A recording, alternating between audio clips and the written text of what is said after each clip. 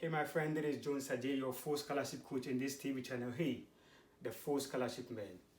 Thank you for watching this new episode. If you haven't subscribed to the full scholarship TV channel, I want you to go ahead and subscribe and hit the notification bell because I come up with fresh new videos every other week.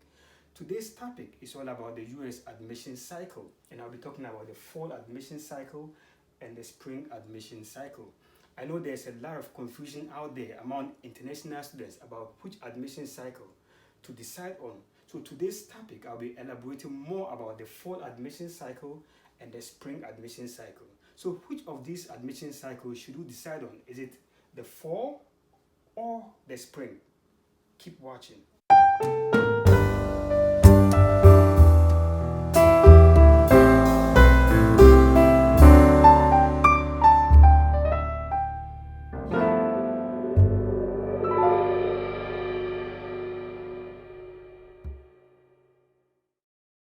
So from next week, I'll be providing free individual consultation on Skype to passionate students who are willing to study in the US. So I'll leave my information in the comment section. So it will be a 10 minutes free individual consultation that you can reach me on Skype. So I'll leave all my details in the comment section. So today's topic is all about the US admission cycle. So we'll be looking at the fall admission cycle versus the spring admission cycle. So let's get started with number one on the list. So we start with the number of courses, that is fall and then the spring admission cycle.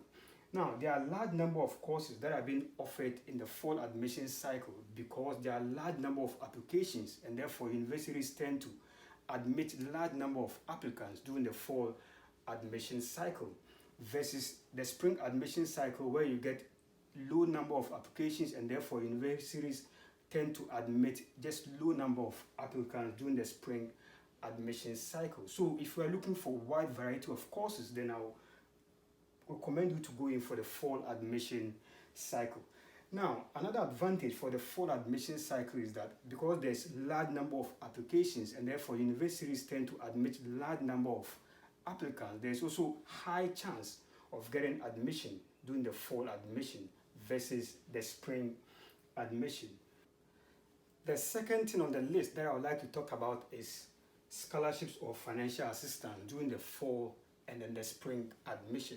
Now, because there's large intake during the fall admissions, universities tend to offer large number of opportunities that will include either teaching assistantship, research assistantship, on-campus job opportunities in the fall admission against the spring admission. So technically, the academic year usually begins in the fall admission. So faculty professors tend to start their research, especially during the fall admission. So they will recruit new students, such as master's students or doctoral students, to begin their research in the fall admission. And therefore, they will not like to recruit new students in the middle of the year, like the spring admission. So it is advantageous that if you are looking for a lot of opportunities, such as scholarships, fellowships, assistantships, as well as on-campus job opportunities, then fall admission outweighs the spring admission.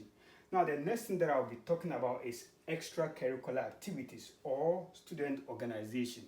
So if you are a student who is passionate about leadership, such as joining campus clubs, campus organizations, or any part of any student organization on campus, then the fall admission will be better against the spring admission, because during the spring admission, leaders are usually elected at the end of the spring admission. So new leaders will resume or will start their position in the early part of fall. So if you are a student who was admitted in the fall admission, at least you should have at least 2 semesters, and then you should be able to display your characters or your potentials, and then you can now stand for a position during the end part of spring so that they can vote for you or they can elect you to resume or begin your position during the fall admission. So the fall admission is advantageous if you're a student who is passionate or looking about campus clubs, campus organization, or any leadership position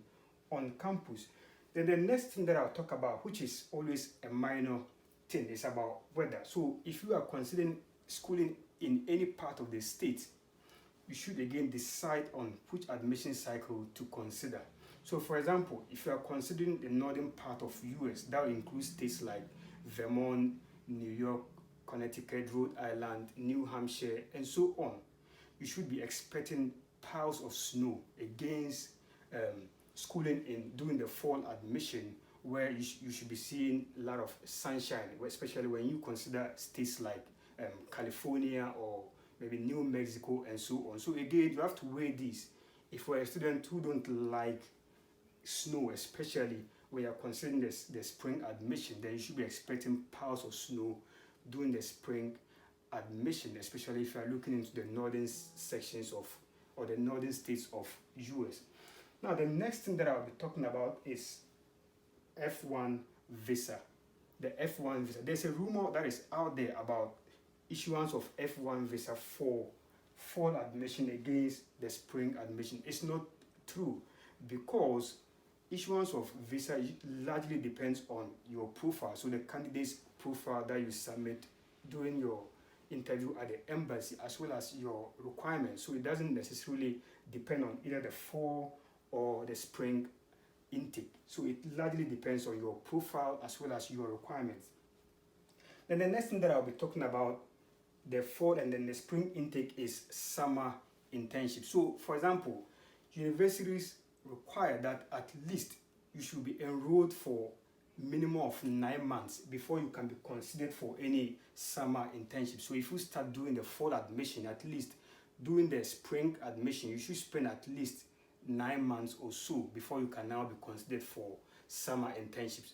Now let's look at the student who started in the spring admission. So by the end of spring admission, you should spend about 4 to 5 months. So you will not be qualified or eligible for summer internships. And we know that in order to build the portfolio of your CV, you should have been involved in a lot of these activities, such as summer internships, campus clubs or organizations, or any leadership positions before you can strengthen your CV. And then when you are looking for job opportunities, when you are done with school, then you'll be considered for all these opportunities. So again, take note that summer internships, the qualification or the requirement for summer internship is that you should be enrolled for a minimum of 9 months before you can be considered for summer internship. And then this will be an advantage to students who start in the fall admission. So this will end the topic for the US admission cycle, and thank you again for watching.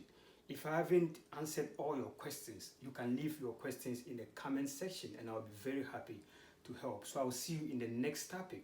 So if you haven't subscribed, I want you to go ahead and subscribe and then hit the notification bell so that you can get new videos that I come out with every week. I will see you in the next one.